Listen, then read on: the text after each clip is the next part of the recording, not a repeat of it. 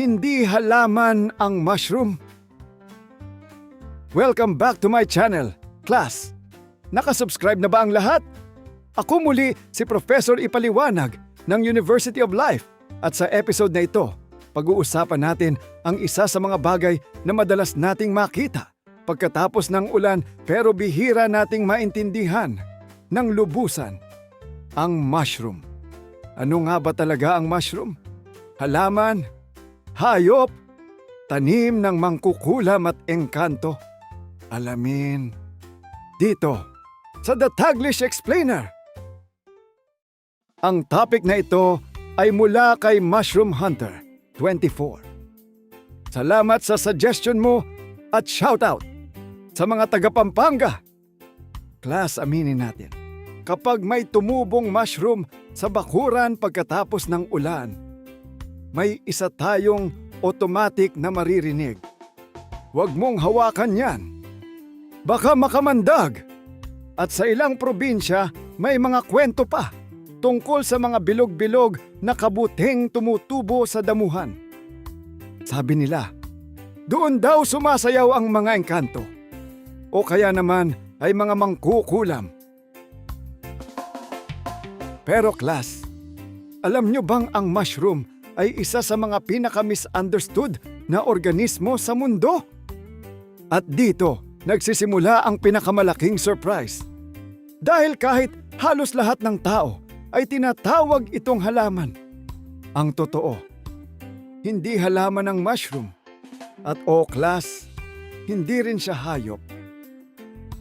Kung biology ang pag-uusapan, kabilang siya sa sarili niyang kaharian. Fungi Kingdom. Ibig sabihin, magkaiba ang halaman, hayop, at fungi.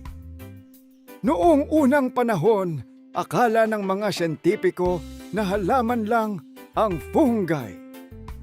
Tutal, hindi naman ito tumatakbo. Hindi rin ito lumilipad. Hindi rin ito nangangagat. Pero habang lumalawak ang kaalaman ng tao, may napansin silang malaking pagkakaiba. Ang mga halaman ay may chlorophyll, kaya nilang gumawa ng sariling pagkain gamit ang sikat ng araw sa proseso na tinatawag na photosynthesis. Parang may sarili silang kusina. Pero ang mushroom, wala. Wala itong chlorophyll. Hindi ito nagpapaaraw para gumawa ng pagkain. Kaya kailangan nitong kumuha ng nutrients mula sa ibang bagay. At dito natin sila madalas makita. Sa nabubulok na kahoy, sa patay na dahon, sa lumang puno, at iba pang organic matter. Parang sila ang cleanup crew ng kalikasan. Pero mas nakakagulat pa dito, class. Ang nakikita nating mushroom ay hindi talaga ang buong organismo. Parang bunga lang ito, katulad ng mansana sa puno. Ang totoong katawan ng fungi ay nasa ilalim ng lupa. Tinatawag itong mycelium. Isa itong napakalawak na network ng maliliit na hibla na parang underground web.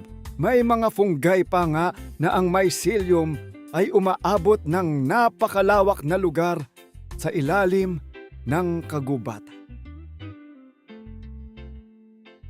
Ibig sabihin, yung maliit na mushroom na nakita mo sa bakuran, maaaring konektado pala sa napakalaking fungal network sa ilalim ng lupa.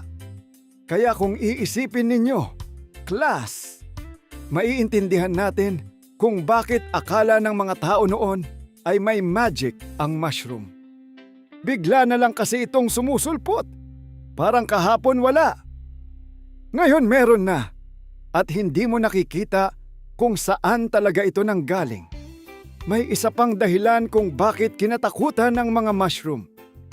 At ito ay totoong siyensya. Dahil may mga mushroom ang nakakalason talaga. Noong sinaunang panahon, wala pang internet, wala pang Google, at wala pang The Taglish Explainer. Kaya mahirap malaman kung alin ang ligtas kainin at alin ang hindi. May mga uri ng mushroom na kayang magdulot ng matinding pagkalason. Isa sa pinakakilala ay ang death cap mushroom.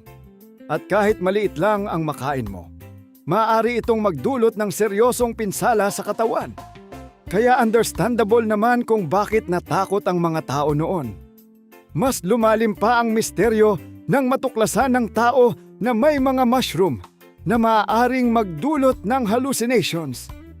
Ibig sabihin, maaari kang makakita o makaranas ng mga bagay na wala naman talaga. Isa sa mga pinakasikat ay ang Amanita muscaria. Iyong pulang mushroom na may puting tuldok. Mukha siyang cute. Parang galing sa video game. Pero kapag maling paggamit, pwede kang makaranas ng kakaibang epekto. Sa China at Japan, matagal nang ginagamit ang iba't ibang uri ng mushroom sa pagkain at tradisyonal na medisina. Tingin nila rito ay mahalagang pagkain, simbolo ng kalusugan, at minsan pa nga ay simbolo ng mahabang buhay.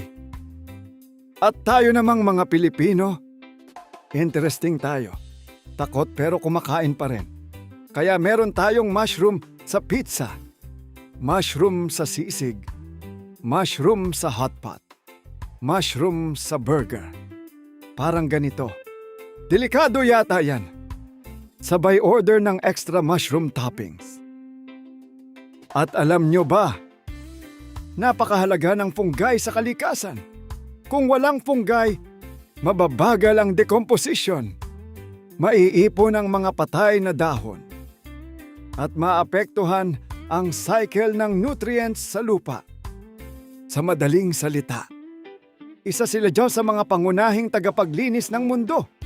Kaya kahit creepy ang itsura ng ilan, napakahalaga ng papel nila sa ecosystem. Ang mushroom ay hindi halaman kundi bahagi ng fungi kingdom. Hindi ito gumagawa ng sariling pagkain tulad ng mga halaman at nabubuhay sa pamamagitan ng pagkuha ng nutrients mula sa ibang organic matter.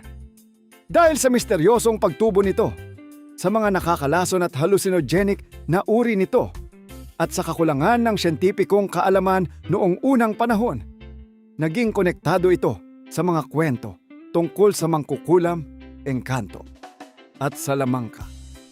Ngunit sa modernong siyensya, alam na natin na ang fungi ay mahalagang bahagi ng kalikasan at tumutulong sa pagpapanatili ng balanse ng ecosystem.